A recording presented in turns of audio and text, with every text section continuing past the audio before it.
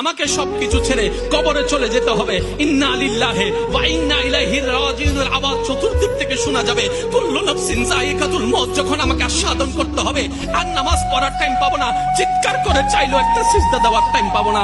কি আফসোস, কি আফসোস, কি আফসোস আমাদের জন্য যারা আজকে কবরে শুয়ে আছে। তারা রবের কাছে ফরিয়াদ করছে, মওলা একটা সুযোগ দাও, দুনিয়াতে গিয়ে একটা নামাজ পড়ে আসি, একটা সিজদা দিয়ে আসি।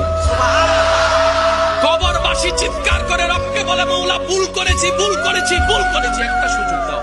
আবার দুনিয়ায় যাব, মওলা হাজার ব্যবসা থাকুক আমি নামাজ ছাড়বো না, হাজার চাকরি থাকুক আমি নামাজ ছাড়বো না। মওলা একটা সুযোগ দাও, একটা সুযোগ দাও, একটা সুযোগ দাও। মাটির নিচে যারা আছে তারা বলছে, আর মাটির উপর যারা আছে তারা বলছে, ভাই নামাজ তো পড়তে আয়। একজনে বলে যে কিভাবে আসবো, আমার প্যান্ট তো ঠিক নাই, আমার প্যান্টও ঠিক নাই, আমার ফসল তো পাক নাই, আমার কাপড় তো পাক নাই। আরেকজনে বলে আমি যদি নামাজে যাই দোকানটা এখন বন্ধ করে